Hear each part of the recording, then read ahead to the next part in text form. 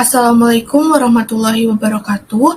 Perkenalkan, nama saya Salsabila Hanunabila dengan NIM 2110701027 dari kelas A akan membuat video mengenai mekanisme pengendalian keseimbangan dan asam basa dalam tubuh untuk memenuhi tugas lab act atau fisiologi yang diampu oleh Ibu Nurse Fiora Desvita MKep SPKep MD. Pokok pembahasan yang akan dibahas yaitu yang pertama ada konsep asam basa dan mekanisme keseimbangan asam basa tubuh. Yang pertama ada konsep asam basa. Asam didefinisikan sebagai zat yang dapat memberikan ion ke zat lain atau disebut sebagai donor proton. Suatu asam ini baru dapat melepaskan proton bila ada basa yang dapat menerima proton yang dilepaskan.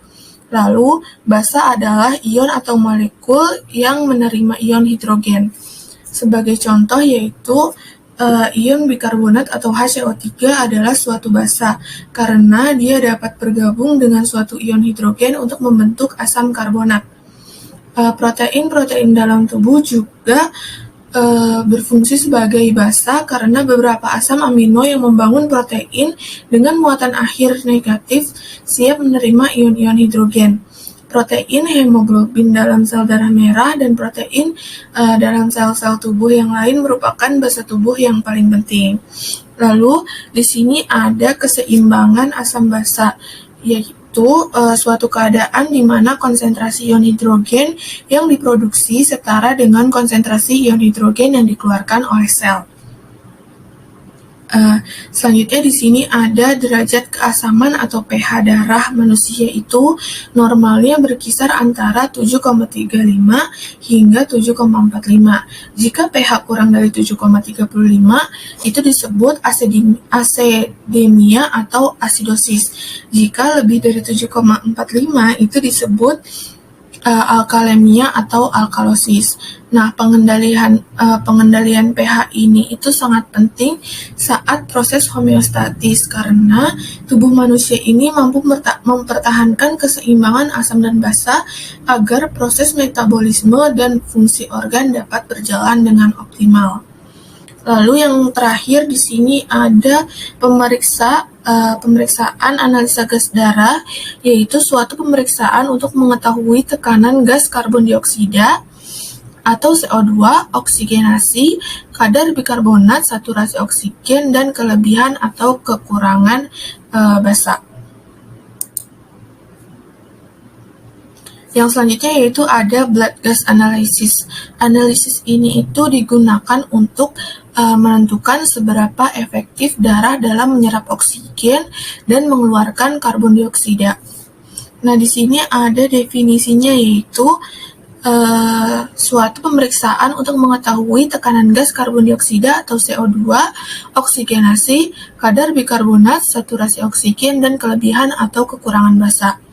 Di sini ada parameter BGA, yaitu yang pertama ada PaO2, itu untuk menentukan kepatenan oksigenasi.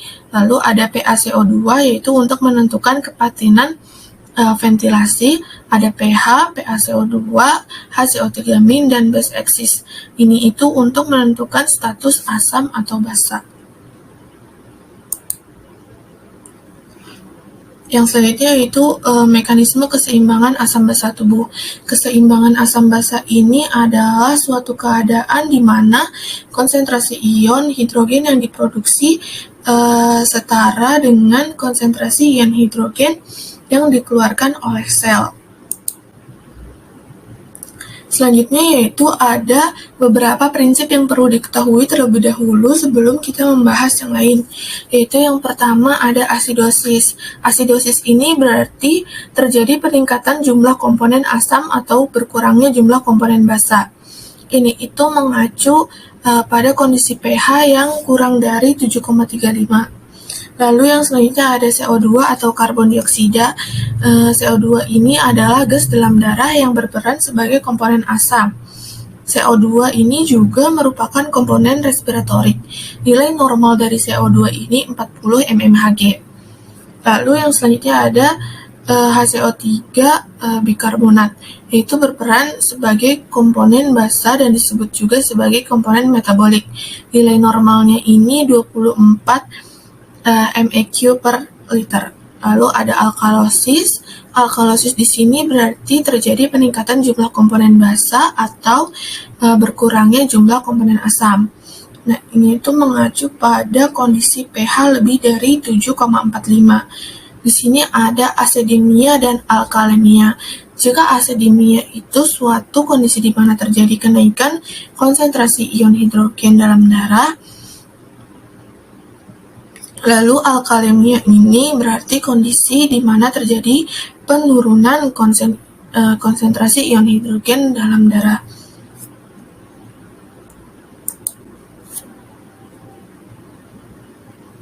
Di sini ada alkalosis dan asidosis,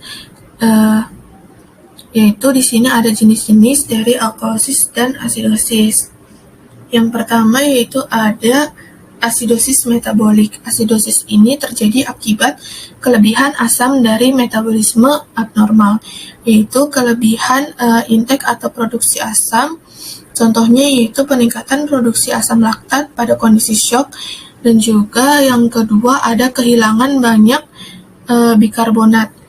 Contohnya yaitu diare, ekskresi bikarbonat oleh ginjal, yaitu penggunaan diuresis. Yang kedua ada asidosis respiratorik. Asidosis respiratorik adalah kondisi asidosis yang disebabkan oleh retensi karbon dioksida akibat dari respirasi yang abnormal. Nah, di sini yaitu ada penyebabnya. Penyebab dari asidosis respiratorik yaitu hipoventilasi, overdosis obat, paralisis, penyakit paru. Lalu bagaimana sih cara membedakan asidosis respiratorik atau metabolik? Jika asidosis respiratorik itu peningkatan PaCO2, jika asidosis metabolik ini peningkatan asam atau HCO3. Yang selanjutnya yaitu ada alkalosis metabolik. Alkalosis metabolik ini terjadi karena peningkatan HCO3 dalam darah sehingga menyebabkan gangguan atau proses metabolisme yang abnormal. Yang terakhir yaitu ada alkalosis respiratorik. Alkalosis respiratorik ini terjadi karena kehilangan asam yang berlebihan melalui sistem respirasi, yaitu dalam bentuk CO2. Nah, perlu diingat homeostatis tubuh ini berusaha mempertahankan keseimbangan dan menjaga tetap konstan. Jika seseorang dengan kondisi hiperventilasi, CO2 mengalami penurunan asam alkalosis. Nah, penyebabnya yaitu hiperventilasi, contohnya itu nyeri, cemas, kehamilan, dan obat-obatan.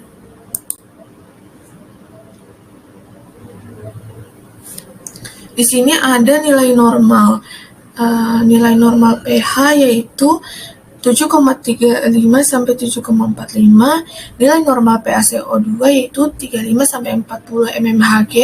Nilai normal HCO3 yaitu 24 mmol per liter, dan nilai normal base excess atau defisit itu plus minus 2.